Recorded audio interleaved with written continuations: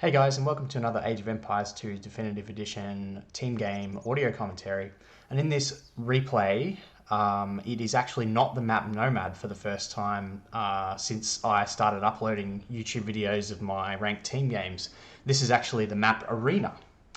And the reason why it is Arena instead of Nomad is because my Age of Empires group has not been performing so well on Nomad recently, so I don't have any recent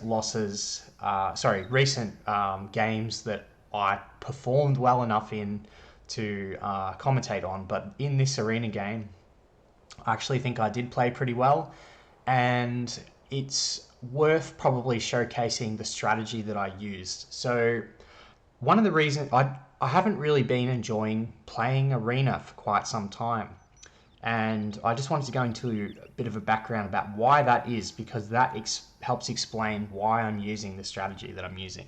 So in 2021, during the Australian lockdowns, that's probably when my group was the most active playing Age of Empires 2, and probably our most popular map that we played was Arena. And we all felt quite confident in Arena, and it's a map that we generally performed pretty well on. And since coming back to playing Age of Empires 2 in 2022 and again in 2023, our Arena performance hasn't been quite as good. And I think there's a couple of reasons for that. So I almost always play flank on Arena. And in 2021, I had a very, very good arena win rate.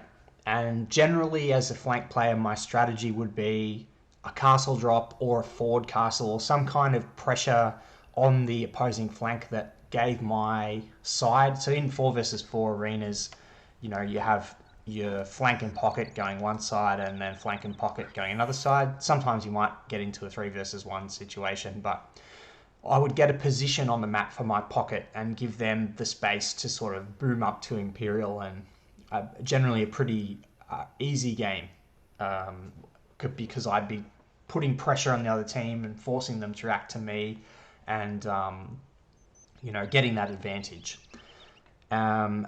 One of the reasons why I don't think that my group has been as successful in Arena recently is because 2 of our main pocket players, and that is Gerald, who is in this game playing as Donkey Dong, and Matt, who is playing as they were predominantly playing Bohemians and Burgundians for most of 2021. And back then, Bohemians and Burgundians were quite overpowered on closed maps. So that was probably one of the reasons why we were doing so well on Arena, because we had like the amazing Burgundian economy with the Cavalier and Castle Age helping us get map control, and of course the Bohemians also had some nerfs as well, I think, to the cost of the monastery, like generally like economical nerfs and stuff to make the getting to Imperial Age a bit less easy, and a few nerfs to the Hoofnitzer unit. Since those civilizations were nerfed, I don't think our performance on Arena has been quite as good. But it's also because I haven't been as successful as a flank player myself. Like, I've generally found that going into an Arena game, I'm not confident that I'm going to be able to get a castle drop up. And a lot of the time, it's because our team is losing the scout war.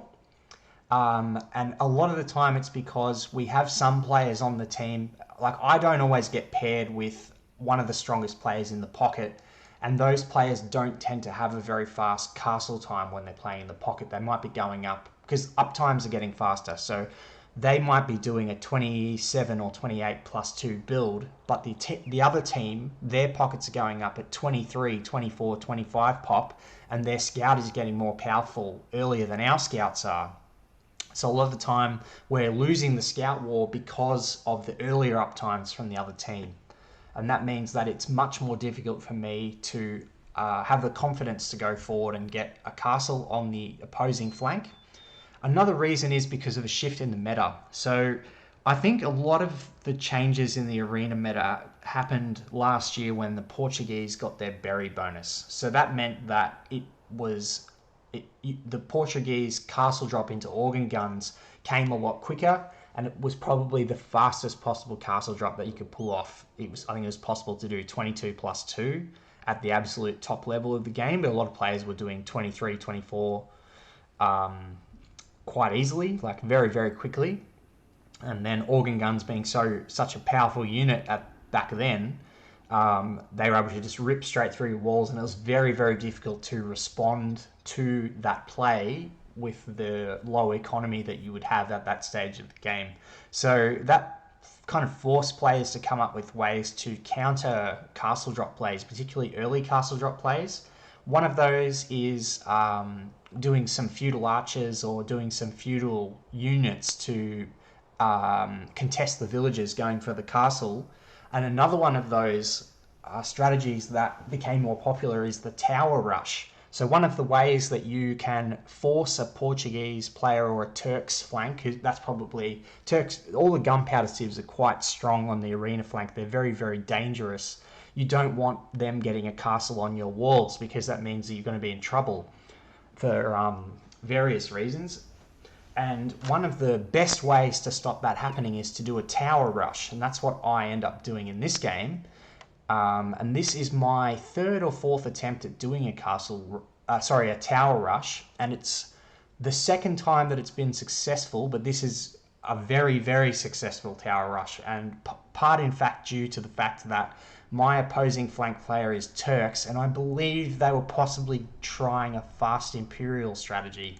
So again, fast Imperial for Turks, it is a very strong strategy if the flank does not pressure them. So when you see like a flank Turks player, it's either going to be castle drop into Janissaries or a fast Imperial into hand cannons, bombard cannons. So either of those things, you don't want a castle in your face. You don't want hand cannons and bombard cannons pressuring your walls at 22 minutes in the game. So tower rush is probably the best strategy to use against that.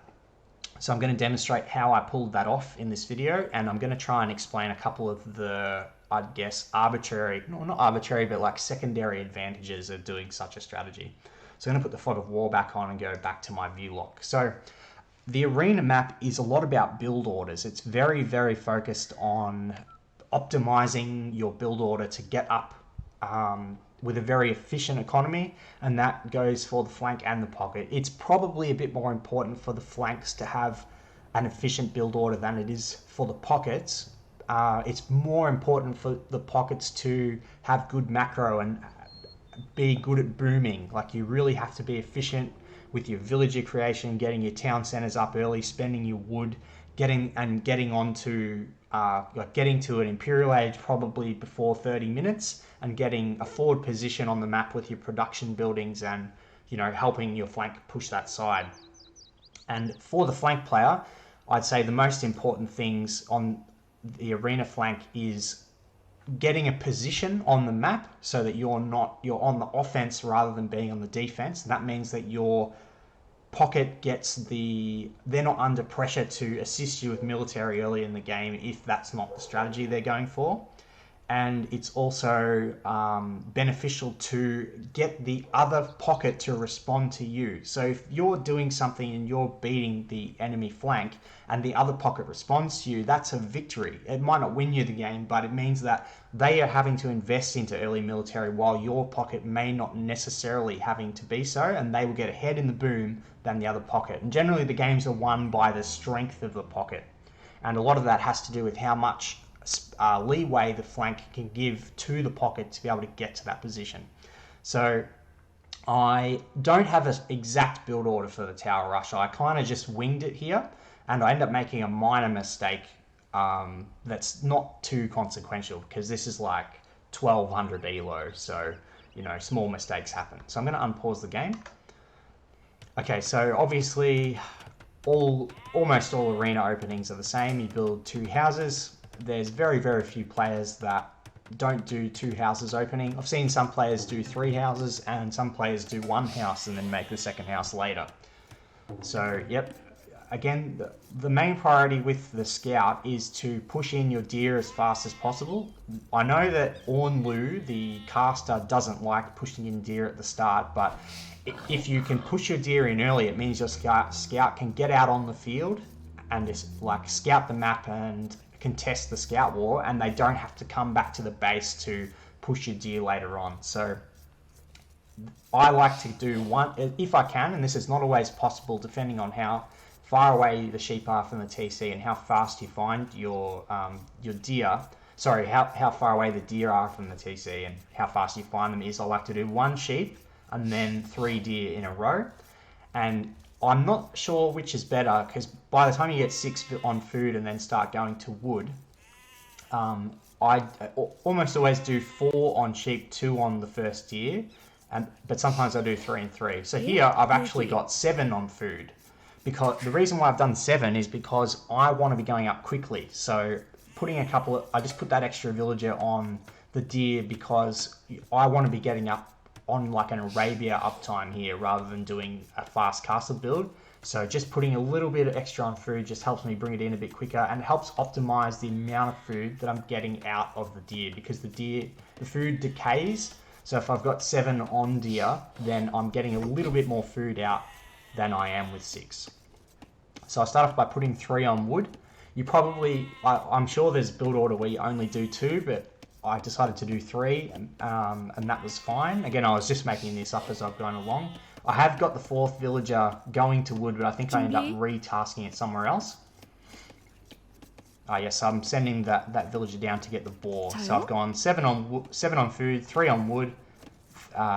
Villager number 11 building the boar, villager number 12 building a house, so 13 out of 15 building the house. And then now I'm going to bring in the boar. And I mucked up the micro of the villagers. I forgot to task them to attack the boar. It's a little bit sloppy there, but it ended up being okay. And then, yeah, a little bit of mistakes just in the microing of the villagers under the TC. But I've got 9 villagers on the boar. And I'm getting the house up just in time for the next villager to come out. Again, I'm making a few mistakes here. Now I've got 10, and I'm going to go to 11 on the boar. I think you can fit, I think it's 12 villagers or something on the boar. I think 10 is a good number to have. Now moving this villager out to get the next boar, because I want to try and time it so that when the food is just about to run out on this boar, I'm bringing the next one in to minimize the idle time on my villagers. And I'm also sending a villager to go out and build a mill. I think that was the 15th villager that came out. And I'm going to stick a couple on berries. You could probably do a millless build here, but I think this is fine. So again, I've got 11 villagers on the boar and 2 on berries. I probably could have done like 10 and 3 or something like that, but it's like just enough to fit around the boar, so that's fine. The boar lure wasn't the best. It should have probably been somewhere around there under the TC. Now I'm starting to send an extra villager to wood. I'm queuing up another villager for the 18th villagers, and I'm attempting a 19 pop-up time, but I don't end up bringing enough food in quite in time because my build, haven't optimized my build here. Probably should have maybe had an extra villager on berries or a couple on sheep or something like that. So here I'm trying to force drop, but I'm about 100 short. So a little bit of idle time, I have to make an extra villager. I've gone to stone because I'm doing a tower rush and I need to have at least a couple of villagers on stone. So currently I've got 5 on wood, 2 on berries, 1 on stone, and 10 on food. And there we go, a little bit of idle time, and I've clicked up at 20 pop, just fitting in the amount of houses and population space that I've got. Now I'm starting to send some extra villagers to wood because I think it's 3 on stone is a good amount of villagers. If you're doing a tower rush, Koreans here, they get a stone mining bonus. So I started off with 2, and then I'm getting in a bit of extra food as well. Got 7 on wood on the 1 lumber camp, still got 2 on berries. And I need to make a house very shortly as well, and I'm going to need to send some villagers forward. I've got my scout cavalry forward scouting the other flank player's base, and I've discovered that his stone is there and his gold is there, and he's got a short wall that is being house walled off. So that means that from my experience in tower rushing, it's not a good idea to tower the short wall, like the one that's physically shorter, because it's easier to house wall off. So the fact that I've scouted his walls and seen that there's a gold here that I can range him off, and there's a long amount of space here with no buildings on it, that's a very good spot to do a tower rush because it'll be difficult for him to wall it out. So if I go back to my base, I'm now moving forward with 5 villages. I've got 3 on sheep, 2 on stone, 7 on wood, and 2 on berries. I've made the extra house. Actually, I made 2 extra houses. And I'm going forward now. I'm going to place the tower. I'm doing it 2 tiles away from his wall. Probably could have done 1 tile. I'm just sitting my scout there. I haven't run into the enemy scout. They haven't discovered the strategy that I'm doing. And I'm going to get my first tower started, no problem. And as you can see, I'm the only player in Feudal Age at the moment. I think my uptime was something like 920. Slight bit of idle time with the amount of villages that I've created. And I'm queuing my extra villages to sheep just so I can keep my TC running. I'm probably floating a little bit of wood here, and I've still only got the 2 villages on stone, just taking advantage of that Korean mining bonus. And now I'm going to switch to my view lock. So when you're doing a tower rush, it's important to get villagers attacking the wall, because villagers do more damage in melee against the wall than they do in the tower. So using my scout here to attack the wall. My ally has I think a roughly full hit points scout, if not completely full hit points scout, coming to assist me. I'm not actually sure if he can physically attack the wall, and now some other players from the other team are starting to reach Feudal Age, but it is not the player that I'm attacking, so because I'm pretty sure he wanted to do a 28+2 or 29+2 uptime. So he's sending a couple of villagers to try and wall me out, but he doesn't have loom. So I'm attacking his villages and doing a lot of damage. He ends up losing a vill straight away. And then he realizes that he's not going to be able to stop it because he's not in Feudal Age. He can't put a building there. What he should have done is probably attempt to wall around here. Again, a lot of players at this ELO don't have experience playing against a tower rush, so they're not quite sure what to do. Already I've got 2 villager kills, so that's a really good start for me at the moment. And again, my opponent player, or the opposite flank, is not in Feudal Age yet. So this is a very good sign so far. I'm getting into his base with 5 villages, completely uncontested because he's still in Dark Age, and I'm getting up my second tower. I made a small mistake with my tower, and that is that it's a good idea to have the towers within range of each other. So maybe I should have placed it a bit back here. Just in the chance that he tries to vill rush me, or there's something that ends up happening there. So that was a mistake, and a better player might have taken advantage of that. That tower goes up no problem. I'm just getting housed here, rushing up the blacksmith, throwing up the house as close as I can to the TC. And now I've seen that he's got to forward berries. I'm going to tower his berries and take him off food, because that means that he's not going to be able to collect berries, and it's going to really slow down his economy, particularly because he's got 5 bushes left there.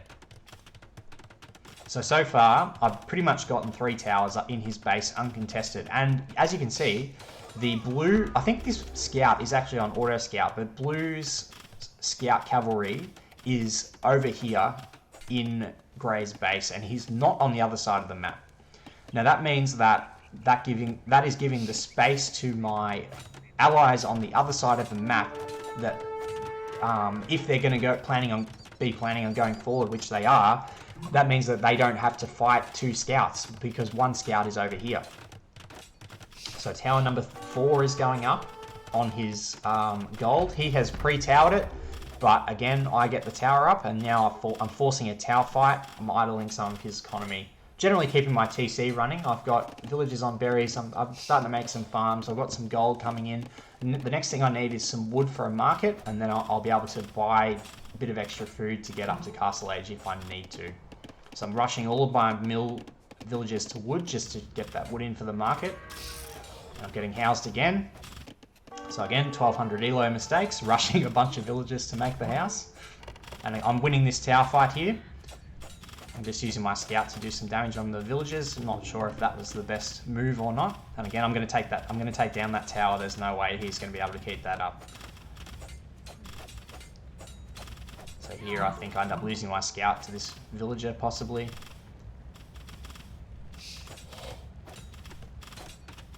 Probably could have done a little bit better micro there. He's got a few repair bills, so I picked off another villager. Now this was quite a surprise. The enemy pocket on my side has sent 5 villagers into his allies' base to try and help me take down my towers. That was basically a sign that I was 100% sure that or 99% sure that we had won the game by that point, because that means that there is 5 villagers not gathering resources from my the opposing pocket's economy, whereas my pocket, all of his villages are working. So that means that we're going to have an economic advantage just from that fact. So that means he's also sent villagers forward to respond to what I'm doing. So this has given my pocket a lot of breathing room to just focus on getting that early Castle Age economy going. So now I've clicked up to Castle Age, rushed up my market, starting to put a few extra villagers on stone. I'm just going to start fixing my economy a little bit. And again, Grey, because of his late up time, he really hasn't been able to contest my towers that much, and now he's gone into man-at-arms to try and take down the towers. I don't think that was the best decision, but that's the strategy that he's gone for. So I've lost 2 of my towers, and I've still got 3 of them alive. I'm just making a new one, just taking some farm. I'm putting some pressure on the farms around his TC to make sure that it's difficult for him to keep gathering food. And he's still in Feudal Age. So am I. I mean, I'm on the way up to Castle now, but I have prevented him from getting into Castle Age. I think because he would have lots of idle economy and idle town centre time because of the unexpected strategy. Like he's not prepared at all. He's probably doesn't have much experience on how to deal with the tower rush, and I'm just making his economy so inefficient, and he's just completely tanking because he's got no idea what to do. I think what he should have done is contested my villagers with his own villagers at the first tower inside his base. If he'd sent lots of villagers and rushed down, like walled me into his base by house walling the gap and then Vill fought me, I think that would have been probably the best play. So now I've gotten up to Castle Age, and because I'm Koreans, I get the free guard tower upgrade. That means my towers are extra annoying to take down, and they do a bit more damage. So again, Blue still in Feudal Age, and he's committing to more men-at-arms to try and stop my tower push. I think I've still got I've still got the entire 5 villagers alive. However, I'm going to lose a couple because I'm rushing them down to get this denied tower down. So there we go, I've lost 1 villager. And when villagers are garrisoned in towers, they actually heal. So that's part of the reason why the villagers are still alive. So there you go, I'm just continuing to fix my economy. I built the university because I want to be getting some upgrades for the towers, such as masonry and probably ballistics. And here on my screen, I'm seeing that Cyan is coming and building a castle inside Grey's base to try and stop my push. However, I've been on stone the whole time. I've got the stone mining upgrade, so now I'm collecting stone 35% faster. And I'm castle dropping the front of his base, and I am going to be denying his second stone over here. Oops, sorry, took the fog of war off. Just going to take the view lock off for a second. So I discovered that stone was there earlier on in the game, and I thought that's a good spot for a castle drop. So I'm going to castle drop his gate and get in with some war wagons. So here is a ram that's been made by the teal player, and I'm rushing that down with villagers. I've still got 3 towers up in Grey's base. He's still in Feudal Age, and now he's doing what he should have done right at the start of the tower rush, and that is rushing my towers down with villagers. So he's going to destroy that one. However, my ally, he has made a castle and made some Coustier, and he's coming in to do some damage to Grey. And he's getting even more villager kills. And looking at the score difference, my ally is top score on our team at the moment with 2300 score. The opposing pocket is only 2100 score. I'm on about 2000, but the other pocket is on 1100. So that leads me to believe that we are definitely going to win our side at this stage of the game, given the fact that I have forced the enemy pocket to react to what I'm doing, and he's not getting a free boom. So if I just take the view lock off for a second, look at the villager numbers. So I've gotten Grey down to 14 villagers because he's just completely tanked at the strategy that I've done on him. Teal, who is the pocket on my opposing side, or I guess the side that I'm playing on, is on 57 villagers. However, my pocket is 10 villagers ahead, and I am 30 villagers ahead of Grey, so it's looking very good at this stage of the game. I've gotten some war wagons in, and I have found that Grey has walled in a bunch of villagers here. I'm just going to sit those war wagons there, and they'll pick up a few villager kills here and there. Grabbing Town Watch, just to give my towers a bit of extra line of sight. That's handy. It's always handy to see what's going on. And now I am just going to focus on spamming some war wagons into Grey's base so I can continue to harass his economy and hold the position in his base. again, the teal player is trying to clear my towers out with rams. I made another one. One of the original ones is still alive. I think that gets taken down by this ram. But again, I've still got villagers alive in Grey's base. I'm streaming war wagons. My villagers were taking mine from his auxiliary stone. And now he's starting to make a few spearmen. So again, Grey, I can't remember, I think that house got destroyed by the war wagons and Custelier, and now Grey's trying to migrate his villagers into the TC. I've got enough stone for a second castle, and because I've still got the position in his base, I'm able to castle drop right deep in his base on his TC. So now, with that castle, I'm going to be taking his starting town centre out. And then again, I've still got the position in Grey's base. He's going to have to... At this stage of the game, he doesn't have much villagers left. Teal has had to commit quite a bit of Castle Age army to try and clear this up. He's got pikemen, he's got a couple of boyars. I'm moving some of my stone villagers in to try and get the castle up. I'm going to kite these pikemen with my war wagons, try and keep my war wagons alive. I'm just going to use some attack move micro to outrun these pikemen. Just try and get as many picks as I can. The teal player's committing to killing my war wagons instead of the villagers, so that means I can keep running around. The tower's doing some damage against the pikemen as well. I haven't lost any of my war wagons yet. Castle's gone up, and I can just kite the pikemen around and probably run back to the safety of my castle. There we go, one goes down. I was a little bit worried about this ram coming in, but I think my ally said he was sending in some Custelier to help me deal with that one. I've also got villagers garrisoned in the castle that I can pop out if I need to. So on the other side, I'm just going to pause the game here for a second. So on the other side, we've got a sort of low eco fast imp approach from our Turk's pocket, and we've got a castle drop from our Pole's flank. Now, one thing that the castle drop, the tower rush can do is it can draw the attention from the scout cavalries in Feudal Age to your side of the map. So it might mean that enemy players are likely to send their scout to contest your tower rush, and that gives the other side space if they're going to also be aggressive as well. And that probably meant that it was much easier for Mitch on the other side to get his castle drop up, because he's not having to fight two scouts to get the position in Feudal early Castle Age. Just going to turn the view lock back on.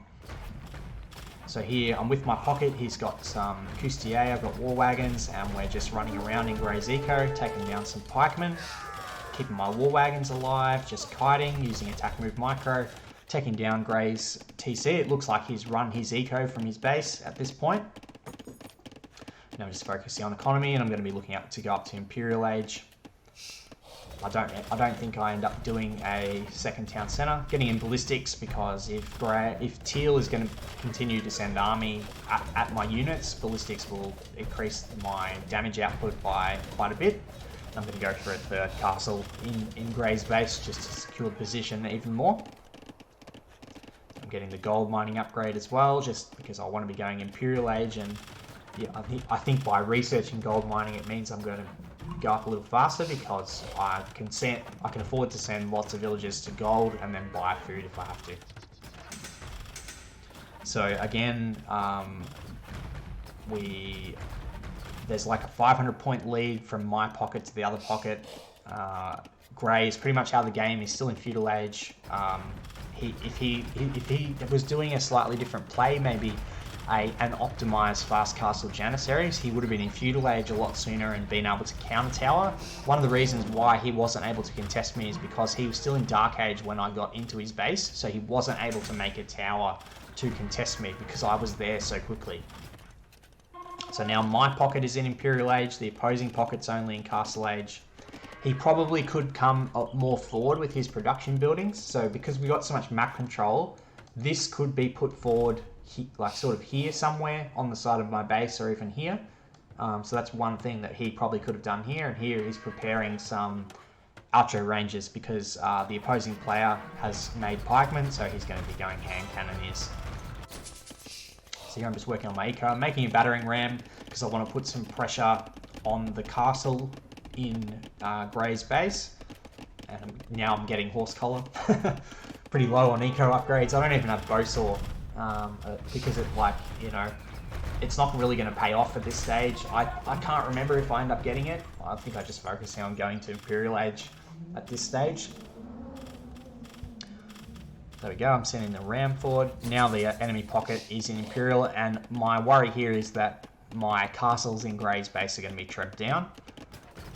There we go, I'm getting bow saw now.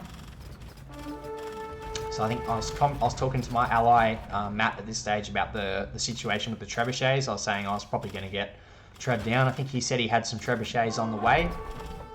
And I'm just trying to get up to Imperial Age now as fast as I can so I can contest the Treb War in this base.